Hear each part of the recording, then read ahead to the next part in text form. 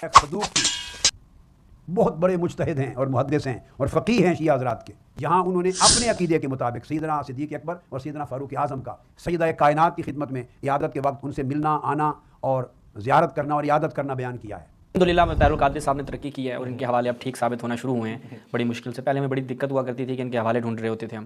بہت پیرو قادری صاحب آخری کلپ چلائیں. جی کلپ بعد ہی. صدوق کی بہت بڑے مجتہد ہیں اور محدث ہیں اور فقیہ ہیں شیعہ حضرات کے. ان کی کتاب ہے علل الشرائع. اور شیخ صدوق جو ان کا نام ہے ابو جعفر محمد بن علی ابن الحسین بن موسیٰ القمی. اور شیخ صدوق ان کا ٹائٹل ہے.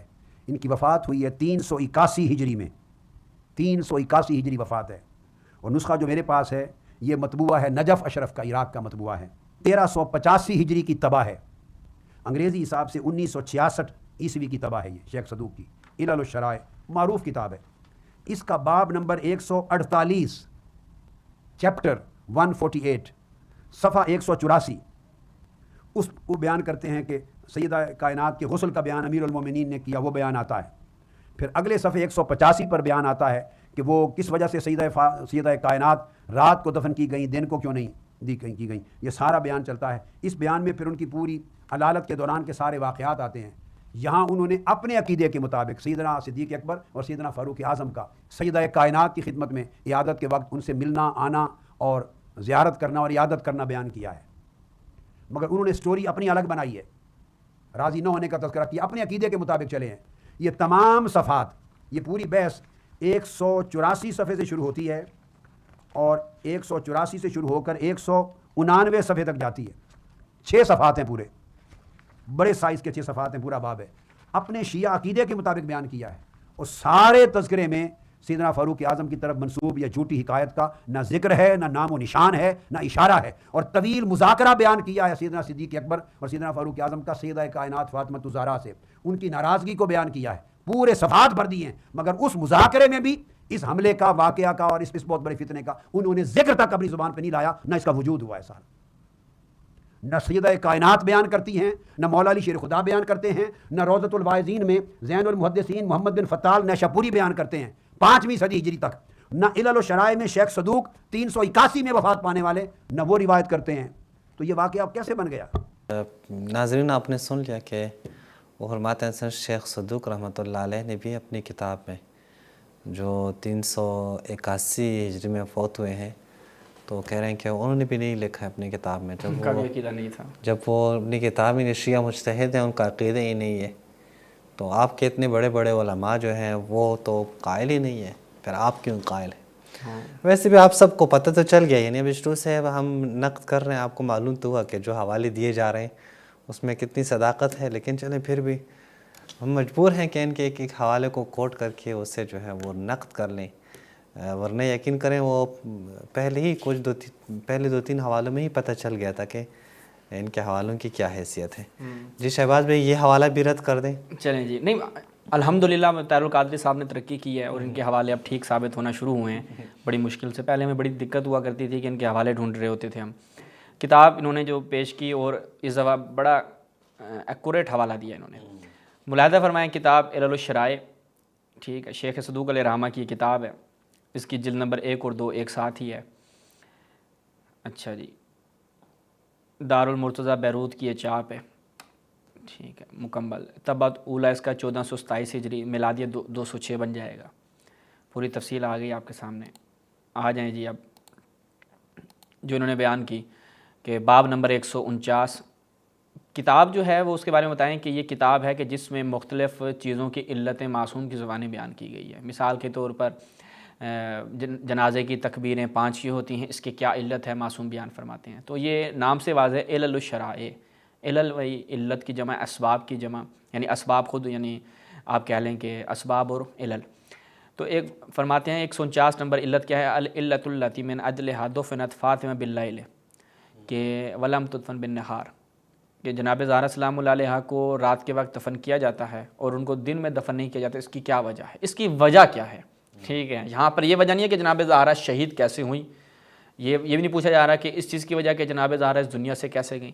تو پہلے سب سے پہلے عنوان کی طرف طاہر القادری صاحب فوکس کیا جاتا ہے، تھوڑی سی عقلی اور منطقی چیز ہے، سمجھنے کی کوشش کریں گے انشاءاللہ، کہ سب سے پہلے بیان کیا جا رہا ہے کہ کیوں رات کو دفن کی گئیں، یہ بیان کیا جا رہا ہے۔ حدیث نمبر اس میں 2 ہے، تفصیل سے جیسے انہوں نے بیان کیا، بڑی طویل حدیث ہے کہ جب جناب زہرا سلام اللہ علیہ مریض ہو جاتی ہیں، اور اس طریقے سے چلتے جائیں، یہ میں نے پورا اس کو لگایا ہوا ہے تو ٹائم بچانے کے لیے میں نے آتے ہوئے اس کی اردو بھی نکال لی۔ صحیح۔ ملاحظہ فرمائیں، باب نمبر 148، وہ سبب جس کی بنا پر حضرت زہرا سلام اللہ نے وفات پائی تو امیر المومنین نے انہیں غسل دیا، اور اس کے بعد 149 پہ کیا کہتے ہیں، وہ سبب جس کی بنا پر حضرت زہرا شب میں دفن کی گئیں، دن میں دفن نہیں کی گئیں، 149 نمبر باب۔ تو یہاں پر جب ہم چلتے ہیں تو یہاں پر میں آپ کی خدمت میں رکھوں، یہ روایت تفصیل سے ہے۔ تو کیا ہوتا ہے، جب حضرت زہرا سلام اللہ علیہ مرض الموت میں مبتلا ہوتی ہیں تو وہ دونوں یعنی ابو بکر عمر عیادت کے لیے آتے ہیں، اور ان سے ملاقات کی اجازت چاہی، تو پھر حضرت فاطمہ نے ان دونوں کو اپنے پاس آنے کی اجازت دینے سے انکار کر دیا۔ آگے سب حضرت ابو بکر نے اللہ تعالیٰ سے عہد کر لیا کہ جب تک فاطمہ ملاقات کر کے ان کو راضی نہ کر لوں، میں کسی مکان کی چھت کے سائے میں نہ جاؤں گا وغیرہ وغیرہ۔ اور جب دونوں اندر آئے، یعنی پورا ایک واقعہ، پھر وہ بالآخر اندر آ جاتی ہیں۔ جب دونوں اندر آئے اور انہوں نے فاطمہ زہرا کو دیکھا تو سلام کیا، مگر انہوں نے ان دونوں کو سلام کا کوئی جواب نہیں دیا۔ طاہر القادری صاحب وہ جواب کیوں نہیں دیا؟ آپ کہتے ہیں کوئی اشارہ موجود نہیں ہے، جواب کیوں نہیں دیا تھا؟ آپ بتا دیں، سلام کا جواب تو واجب ہے، یا تو آپ کس کو سلام کا جواب نہیں دیتے عماد بھائی؟ آپ بتا دیں، خود بتا دیں۔ ایک مسلمان ہو اگر وہ سلام کرے تو آپ حتماً جواب دیں گے۔ جناب زہرا سلام اللہ علیہ، آپ شیعہ عقیدہ پوچھنا چاہ رہے تھے، میں کہہ رہا ہوں نا شیعہ عقیدہ آپ کو پھر برداشت نہیں ہوگا کہ جناب زہرا سلام اللہ علیہ نے ان کو جواب کے قابل نہ سمجھا۔ اچھا، اور دونوں سے منہ پھیر کر دوسری کروٹ ہو لی۔ اسی طرح آگے چلتے جائیں، پھر اس سے آگے صفحے پہ ملاحظہ فرمائیں۔ اب جناب زہرا فرماتی ہے، پروردگارہ تو گواہ رہنا، اور یہاں پر جتنے لوگ موجود ہیں وہ گواہ ہیں کہ ان دونوں نے مجھے میری زندگی میں اذیت دی، من آذاہ فقد آذانی۔ جناب رسول اللہ نے فرمایا کہ جس نے مجھے اذیت دی، جس نے زہرا کو اذیت دی، اس نے مجھے اذیت دی۔ اور قرآن نے کیا کہا؟ اللہ رسول کو اذیت دینے والا، اللہ کو اذیت دینے والا، اس کے اوپر جو ہے وہ لعنت کی گئی ہے۔ اور یہاں پر کیا بیان کر رہی ہیں جناب زہرا؟ اے خدا تو گواہ رہنا، انہوں نے مجھے میری زندگی میں اذیت دی۔ آگے دیکھیں بڑے سخت الفاظ ہیں۔ طاہر القادری صاحب آپ جو ہیں وہ نکل گئے، لیکن ہم جانے تو نہیں دیں گے۔ میری زندگی میں اذیت دی، میری موت کے وقت مجھے پروردگار اذیت دی، خدا کی قسم ان دونوں سے ہرگز کوئی بات نہیں کروں گی۔ جو کچھ بھی تم لوگوں نے ہمارے ساتھ کیا ہے، جو کچھ بھی تم نے ہمارے ساتھ کیا، اس کی شکایت میں اللہ سے وقت ملاقات کروں گی۔ اور جناب زہرا نے شکایت کی بھی ہے، وہ روایت غضوا ابصارکم، اپنی آنکھیں بند کر لو۔ زہرا جو ہے وہ میدان حشر میں تشریف لا رہی ہیں، اور جناب زہرا نے وہاں پہ کہا کہ اے اللہ تو فیصلہ کر، تو قضاوت کر ان لوگوں کے درمیان اور میرے درمیان، وہ لوگ کہ جنہوں نے مجھ پہ ظلم کیا، میرے بچے کو شہید کیا۔ وہ روایت میں آپ کو دکھا چکا ہوں، ابن فطال نشاپوری، جن کا آپ تقاضا کر رہے تھے۔ یہ سن کر حضرت ابوبکر آہوزاری شروع کر دی اور چیخنے لگے، کہنے لگے کاش میری ماں نے مجھے پیدا ہی نہ کیا ہوتا۔ تو حضرت عمر نے کہا، لوگوں پر تعجب ہے کہ تم جیسے بوڑھے اور فارغ العقل کو انہوں نے اپنا خلیفہ کیسے بنا لیا؟ تم ایک عورت کے ناراض ہونے پر جو ہے وہ اس طریقے کا رویہ رکھ رہے اور اس کے راضی ہونے پر خوش ہو گئے۔ ایک عورت ناراض ہو جائے تو اس سے کسی کا کیا بگڑ جاتا ہے؟ جناب عمر کہتے ہیں۔ اچھا جی، اور پھر آگے پورا وہ واقعہ، اور آگے کیا بیان کرتے ہیں، توجہ کریں۔ اور جب میں مر جاؤں، اب امیر المومنین کو وصیت فرما رہی ہیں جناب زہرا، جب میں مر جاؤں تو اس وقت میرے تجہیز و تکفین کا سامان کیجیے گا، خواہ رات ہو خواہ دن ہو، اور دشمنان رسول میں سے، یہی فتح نشاپوری صاحب نے بیان کیا، وہی شیخ صدوق بھی بیان کر رہے ہیں کہ یہ وہاں پہ دشمنان خدا بھی مینشن کیا تھا کہ انہم اعداء اللہ، یہ جو لوگ ہیں یہ اللہ کے دشمن ہیں، اعداء رسول اللہ، اور رسول اللہ کے دشمن ہیں۔ یہاں پر جناب زہرا سلام اللہ علیہ جو شیخ صدوق نے روایت نقل کی ہے، اور دشمنان رسول میں سے کوئی ایک بھی میرے جنازے میں نہ آئے۔ حضرت علی نے کہا اچھا میں ایسا ہی کروں گا۔ اس کے بعد روایت جو ہے وہ آگے آتی ہے کہ وہ لوگ راستے میں ملتے ہیں اور کہتے ہیں کہ تم نے ہمیں بلایا نہیں وغیرہ وغیرہ، وہ کہتے ہیں کہ ہم نبش قبر کریں گے وغیرہ، تو امیر المومنین نے تلوار نکالی کہ تم میں سے کسی کی جرت ہے تو جائے۔ وہ پورا واقعہ یہاں پہ تفصیل سے نقل ہوا ہے۔ تو یہ شیخ صدوق علیہ رحمہ کا جو آپ تقاضا کر رہے تھے کہ شیخ صدوق علیہ رحمہ نے جو ہے وہ اس روایت کو بیان نہیں کیا۔ شیخ صدوق 381 کے اس وقت یہ عقیدہ نہیں ہوا کرتا تھا۔ اب آپ کو شیخ صدوق کا عقیدہ بھی ہم دکھا دیتے ہیں، آپ شیخ صدوق کی باقی کتابوں کی طرف رجوع جو نہیں کرتے، ہم آپ کو رجوع کروائیں گے، آپ کی خدمت میں پیش کریں گے۔ اگر آپ حق اور انصاف کے متلاشی ہیں تو بسم اللہ، امالی الصدوق، یہ شیخ صدوق کی امالی کتاب ہے، ملاحظہ فرمائیں۔ امالی صدوق شیخ 381 متوفہ ہے، البتہ یہ بھی انہوں نے ٹھیک حوالہ دیا 381 والا، شکر ہے۔ اچھا جی، اس کے بعد منشورات مؤسسۃ العالم المطبوع بیروت لبنان کی یہ چاپ ہے، طبعۃ الاولیٰ ہے 1430 ہجری کا۔ جب ہم اس میں جاتے ہیں تو یہاں پر اماد بھائی ایک شبہ جو کہ اٹھایا جاتا ہے کہ بھائی شیعہ کتاب میں وہ جو علل الشرائع کی ہم نے روایت پیش کی، میں اپنے ناظرین کے لیے وضاحت کر دوں ضمن، یعنی بریکٹ میں یہ چیز آ گئی ہے، اور میں چاہتا ہوں کہ یہ مسئلہ یہیں پر ہم اس کا جواب دے دیں، الگ سے ہمیں اس کا جواب نہ دینا پڑے۔ پیش کیا جاتا ہے کہ بھئی علل الشرائع میں جو ہمیں بھی روایت پیش کر رہے تھے، اسی روایت کے آپ نے شروع میں نہیں پڑھا، شیعہ جو ہے وہ خیانت کر رہے ہیں، اسی روایت کے شروع میں پڑھیں تو جناب زہرا سلام اللہ علیہا اور حضرت علی کے درمیان ایک مسئلہ ہوتا ہے، اور رسول اللہ آ کر ان میں صلح و صفائی کرواتے ہیں۔ وہ روایت وہاں نقل ہوئی ہے، آپ نے تو وہی سب پڑھا نہیں، وہی اسی روایت میں آتا ہے۔ تو مسئلہ کیا تھا؟ مسئلہ یہ تھا کہ حضرت علی علیہ الصلوۃ والسلام جو ہیں وہ ابو جہل کی بیٹی سے شادی کرنا چاہتے تھے۔ یہ روایت بخاری مسلم میں بھی آئی ہیں اور دیگر اس میں بھی آئی ہیں۔ ہم نے اپنی کتاب جو ابھی ایام فاطمیہ کے حوالے سے لکھی، اس میں اس اعتراض کے اوپر تفصیل سے کلام کیا۔ البتہ شیعہ روایت کا جواب ہم دے دیں کہ ہمارے امام معصوم نے اس اعتراض کو خود رد کیا ہے۔ اس اعتراض کا خود امام معصوم کی زبانی آپ کو جواب سناتے ہیں کہ امام صادق علیہ السلام نے کیا اس کا جواب بیان فرمایا ہے۔ فقلت لسا، علقمہ کیا کہتا ہے کہ میں نے امام صادق علیہ السلام کے ساتھ کہا یبنا رسول اللہ کہ اللہ ان الناس ينسبون الى عظائم الامور، لوگ جو ہیں وہ بہت سے امور کی نسبت ہماری طرف دیتے ہیں، وقد ذاقت بذلک صدورنا، ہمارے دل جو ہیں وہ اس کو برداشت نہیں کر پاتے۔ اس کے بعد امام صادق علیہ السلام فرماتے ہیں یا علقمہ، تم جو لوگوں کی رضا کے پیچھے جا رہے ہو، ان کی زبانوں کو کنٹرول نہیں کیا جا سکتا، ان کی رضا حاصل کرنے کے پیچھے نہ جاؤ، ٹھیک ہے؟ ان کی زبانوں سے تو انبیاء اور رسل اور ان کی حجتیں ان کے وسیع بھی محفوظ نہیں رہے۔ علم ینسبوا یوسف، کہ انہوں نے آیا یوسف کی طرف یہ نسبت نہیں دی، کس چیز کی؟ کہ الی انہ ہم بالزنا، العیاذ باللہ، زنا کی نسبت نہیں دی۔ علم ینسبوا ایوب، انہوں نے ایوب کی طرف نسبت نہیں دی کہ وہ ایک گناہ میں مبتلا ہو گئے۔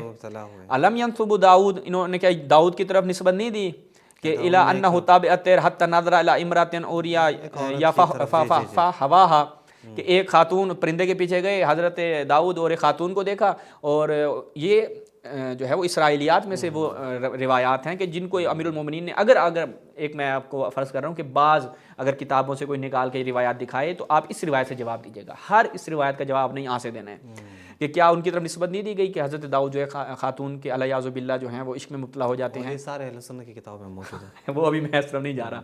اچھا، وہ اس کے پھر میاں کو جو ہے نا وہ بھیج دیا کہاں پر؟ جنگ پہ بھیج دیا، وہ وہاں پہ مر گیا اور پیچھے اس کی بیوی سے شادی کر لی۔ اچھا، اس کے بعد یہ بڑی زبردست روایت محفل میں بخاری میں ہے کہ علم ینسبوا موسیٰ، اور موسیٰ کی طرف یہ نسبت نہیں دی گئی کہ وہ جو ہیں مردانگی کے حوالے سے اس معیار میں پورا نہیں اترتے۔ میں اب کیا الفاظ استعمال کروں، بخاری کی روایت ہے، ٹھیک ہے؟ تو اس وقت وہ برہنہ ہوتے ہیں اور وہ پتھر جو ہے وہ کپڑے لے کے اڑنچو ہو جاتا ہے، وہ ایک پوری کیا ان تمام انبیاء کی طرف انہوں نے طلب دنیا کی اور جادو کی ان کی نسبت نہیں دی؟ کیا انہوں نے نسبت نہیں دی مریم بنت عمران کی طرف کہ یہ جو ہیں وہ ایک شخص تھا نجار کا جس کا نام یوسف تھا، اس سے علیہ باللہ کیا ہے حاملہ ہو جاتی ہیں؟ کیا علم ینسبوا نبینا محمد صلی اللہ علیہ وسلم الی انہ شاعر مجنون، کیا یہ لوگ نسبت نہیں دیتے کہ یہ جو اللہ کا رسول ہے یہ شاعر ہے، مجنون ہے؟ علیہ باللہ، تم لوگوں کی زبانوں کے پیچھے نہ، ان کی زبانوں سے تو کوئی محفوظ نہیں رہا۔ چلتے ہیں ہمارے یعنی اس روایت کی تفصیل میں جانے کا۔ علم ینسبوا الی انہ اراد، کیا امیر المؤمنین کی طرف ان لوگوں نے نسبت نہیں دی کہ ان یتزوج ابنۃ ابی جہل، کہ ابی جہل علی فاطمہ، کہ امیر المؤمنین ابو جہل کی بیٹی کو لانا چاہتے تھے فاطمہ پر، کہ فاطمہ کے ہوتے ہوئے ابو جہل کی بیٹی سے شادی کرنا چاہتے تھے؟ کیا علی کی طرف یہ نسبت نہیں دی جاتی؟ تم کہتے ہو کہ ان کی زبانوں سے ہمیں بڑی اذیت ہوتی ہے، ہمیں تکلیف ہوتی ہے۔ علقمہ، تم تو کچھ نہیں، انہوں نے انبیاء اور انبیاء کے اوصیاء کو نہیں چھوڑا اور ایسی ایسی جھوٹی نسبتیں ان کی طرف دی ہیں۔ اور پھر انا رسول اللہ شقاہ علی المنبر الی المسلمین، اور رسول اللہ جو ہیں وہ ایک پورا پھر داستان یہ گھڑتے ہیں لوگ کہ وہ ممبر پر گئے اور شکایت کی کہ ان علی یرید ان یتزوج ابنۃ عدو اللہ، کہ جو ہے عدو اللہ علی ابنۃ نبی اللہ، کہ علی جو ہے وہ اللہ کے دشمن کی بیٹی کو نبی کی بیٹی کے اوپر نافذ کرنا چاہتا ہے اور دونوں کو جمع کرنا چاہتا ہے۔ اللہ آگاہ رہو، انا فاطمہ بدات منی، فاطمہ میرے جگر کا ٹکڑا ہے، فمن آذا فقد آذانی ومن سرا فقد سرانی ومن غادا فقد غادانی، کہ جس نے اس کو غیظ میں مبتلا کیا اس نے مجھے غیظ میں مبتلا کیا، جس نے اسے خوشی پہنچائی اس نے مجھے خوشی پہنچائی. یہ پوری روایت ہماری شیخ صدوق میں جو ہے وہ نقل کر رہے ہیں. کون؟ شیخ صدوق علیہ الرحمہ نقل کرتے ہیں. ٹھیک ہے. اب یہ شیخ صدوق علیہ الرحمہ جو ہیں ان کا یہ عقیدہ ہم نے ضمناً اس روایت کے جواب میں نقل کیا ہے. اب آ جاتے ہیں، یہ ضمناً میں نے کہا تھا بریکٹ میں ہے، شہادت کی بات تھی جو ہمارا مطلوب تھا. اسی شہادت علی اس میں جائیں، المجلس الرابع والعشرون، 24 نمبر مجلس ہے، ملاحظہ فرمائیں صفحے روغ نشون بیدید، المجلس الرابع والعشرون، اسی کتاب میں اعمال صدوق میں صفحہ نمبر 91 پہ، وہ بریکٹ سائٹ پہ، وہ ہم نے ضمناً اس کا شبہے کا جواب دیا. وہ کیا ہے جی؟ وَقَعَنِّي بِهَا وَقَدْ دَخَلَ الدُّلُّ بَيْتَهَا، کہ ذلت و رسوائی، یعنی کیا مطلب ہے؟ اشارہ ہے کہ یہ لوگوں نے جناب زہرا کے گھر کا حرمت پامال کی. وَانْتُهِكَتْ حُرْمَتُهَا، اور ان کی حرمت پامال کی گئی. وَغُصِبَتْ حَقُّهَا، اور ان کا حق غصب کیا گیا. وَمُنِعَتْ إِرْثُهَا، ان کا ارث جو ہے وہ ان سے چھین لیا گیا. وَكُسِرَ جَنْبُهَا، اور ان کے پہلو کو شکستہ کر دیا گیا. ان کا بچہ جو ہے وہ اس سے سیکٹ ہو گیا. وَهِيَ تُنَادِي، اور یہ جناب زہرا سلام اللہ علیہا جو ہیں وہ ندا دیتی رہی، یا محمد. ٹھیک ہے. تو یہ ساری یہ فَلَا تُزَالُ بَعْدِي مَخْدُونَةً مَقْرُوبَةً بَاكِيَةً، ٹھیک ہے، وہ مقروبہ ہیں، مخدونہ ہیں، باقیہ ہیں، یعنی گریہ کرتے ہوئے. فَتَقَدَّمَ عَلَيَّ مَخْدُونَةٌ مَقْرُوبَةً مَخْمُومَةً مَخْذُوبَةً، اور جناب زہرا سلام اللہ علیہ بروز محشر جب جائیں گی تو وہ مخدون ہوں گی، مقروب ہوں گی، مغموم ہوں گی، مغصوب ہوں گی، ان کا حق غصب کیا ہوگا، مقتول ہوں گی. فَأَقُولُ عِنْدَ ذَلِكَ، اور پھر رسول اللہ کہتے ہیں کہ میں کیا کہوں گا، اللہم لعن من ظلمہا، اے اللہ تو لعنت کر اس پہ کہ جس نے جناب زہرا پہ ظلم کیا. وَآکِب من غصبہا، اور اس کا انجام جو ہے وہ درست نہ، جس نے اس کا زہرا کا حق غصب کیا ہے اس کو انجام تک پہنچا. وَأَذِلْ مَنْ أَذَلَّهَا، اور جس نے اس کو رسوا کیا اس کو تو رسوا کر، جس نے حضرت زہرا کی حرمت پامال کی، اس حضرت زہرا کی تو کو حرمت سبق جانا. وَخَلَّدْ فِي نَارِكَ مَنْ ضَرَبَ جَنْبَهَا حَتَّى أَلْقَتْ وَلَدَهَا، کہ اس کو ہمیشہ جہنم میں رکھنا کہ جس نے اس کے مندارہ با جنبہ، جس نے اس کے پہلو پہ ضرب لگائی. حتی القت والدہا، حتیٰ کہ اس کا بچہ جو ہے انہوں نے شہید کر دیا. تو اب یہ شیخ صدوق علیہ الرحمہ طاہر القادری صاحب آپ کہتے ہیں کہ 381 کے متوفہ ہیں، انہوں نے تو کوئی روایت بیان نہیں کی. اس سے واضح اور صریح یہ دھمکی سے بھی بڑھ کے چیز ہے، یعنی مکمل مظالم جو ہے وہ شیخ صدوق علیہ الرحمہ اس روایت کو بیان کر رہے ہیں. یہ آپ لوگوں کے سامنے پڑھیں. آپ اگر بیان کر جاتے ہیں، میں کہوں گا کہ بخاری کا یہ عقیدہ ہے تو میں بخاری کا عقیدہ جب نکالوں گا تو اس کی تمام کتابوں سے نکالوں گا کہ بخاری نے یہ چیز بیان کی ہے. میں فقط صحیح بخاری کو لے کے بیٹھ جاؤں گا اور کہوں گا بھائی بخاری نے بیان کیا ہے. میں کہوں گا نہیں، تاریخ الکبیر میں بھی جانا پڑے گا، ادب المفرد میں بھی جانا پڑے گا، فلاں فلاں میں جانا پڑے گا، پھر جا کے ایک عقیدہ استخراج ہوگا. تو طاہر القادری صاحب اسے کہا جاتا ہے ایک علمی تحقیقی روش. ایسے جا کر انسان تقریر کر دے ناقص انداز میں، تو یہ شیخ الاسلام جو ان کو جو اپنے مذہب کے شیخ الاسلام تصور ہوتے ہوں ان کو زیب نہیں دیتا. بات بھائی یہاں پر طاہر القادری صاحب کا اختتام، یعنی ان کے جوابات کا اختتام. جی بہت شکریہ. جی ناظرین، آپ نے دیکھ لیا کہ ابھی تک ہم طاہر القادری صاحب کے جو ویڈیو تھے، یعنی تقریباً 2 گھنٹے پر مشتمل، یا شاید 2 گھنٹے سے کچھ زیادہ تھی، ہم نے بڑی تفصیل سے رد کی، اور شاید ہی ہم سے کوئی ایسا نقطہ رہ گیا ہو کہ ہم نے اس کو ڈسکس نہ کیا ہو. اور بہت ہی تفصیل کے ساتھ تقریباً میرے خیال میں 15 سے زیادہ پارٹس بن رہے ہیں اس کے، جو ہم آپ کے سامنے انشاءاللہ پیش کریں گے.